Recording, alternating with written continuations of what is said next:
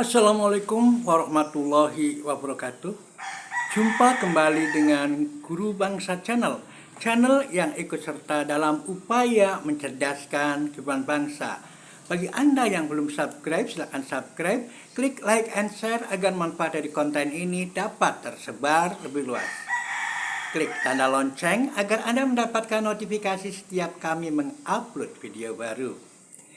Saudara, kita tentu mendengar suara-suara kokok ayam, suara-suara cengkrik yang masih berderit. Juga kalau kita amati ke belakang, pohon-pohon itu juga mulai melakukan aktivitasnya, dan itu semua dalam Al-Quran dinyatakan takdir dari Allah masing-masing, yakni bahwa semua alam raya, semua benda-benda hidup, benda-benda mati, itu semuanya bertasbih pada Allah Subhanahu wa Ta'ala. Nah, ayat ini menuntun kita pada pola hidup yang kita sebut sebagai holistik, ya, sebagai holistik, bahwa kita itu harus care dengan masalah lingkungan. Dan dari pandangan holistik itulah lahir apa yang disebut sebagai pendidikan yang berkesinambungan, education for sustainable development. Nah, tanpa orang memiliki pandangan-pandangan holistik, tentu saja dia akan eksploitatif, ya. Itu yang terjadi pada Indonesia. Banyak pemimpin-pemimpin Indonesia yang hanya berkecerdasan tingkat rendah, tidak memiliki kecerdasan holistik, sehingga dalam pembangunannya pun buang air hanya dengan saluran, bukan berpikir bagaimana membuat suatu natural system yang ada dalam pembangunan kita. Ya, misalnya yang nyata itu di Jakarta. Ya, di Jakarta itu orang-orang cenderung berpikir bahwa bagaimana membuang air, ya, dengan selokan dan sebagainya. Tetapi kalau kita lihat bahwa tidak semuanya pemimpin Jakarta seperti itu, ya. Tetapi mereka yang berpikir tentang holistik tidak berpikir semacam itu, ya.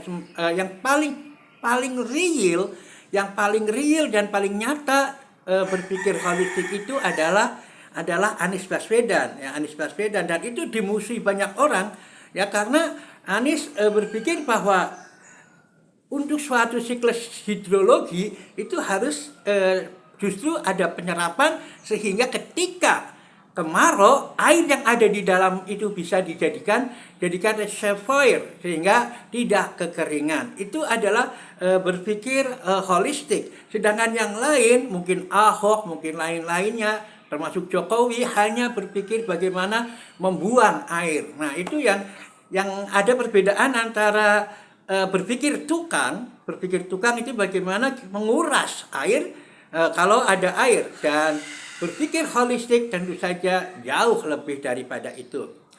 Nah, saudara sekalian, dunia saat ini sedang menghadapi satu krisis global yang luar biasa. Dan itu tidak bisa diselesaikan dengan cara berpikir sekedar kreatif, apalagi berpikir linear. Berpikir kreatif tentu saja bagus. Biasanya kita sebut sebagai out of the box. Tapi itu juga tidak, ya. Itu juga tidak cukup, karena harus kita juga sekarang memperhatikan faktor-faktor lain, terutama masalah alam, terutama masalah etika, terutama masalah moral, dan terutama juga kalau orang beragama tentu saja syariah. Nah, oleh karena itu berpikir kritis, berpikir kreatif ala De Bono, kalau di dalam dunia pendidikan berpikir kreatif out of the box itu ala De Bono, yang disebut sebagai berpikir lateral, ya, berpikir lateral. Itu tidak cukup, karena kita harus memasukkan faktor-faktor lingkungan, faktor-faktor macam-macam yang saling ketergantungan, yang saling interaksi. Itulah berpikir holistik, ya, berpikir holistik. Jadi berpikir kreatif saja tidak cukup, harus berpikir kreatif out the box and go to heaven. Jadi kita berpikir kreatif tetapi kita pilih jalan ke surga.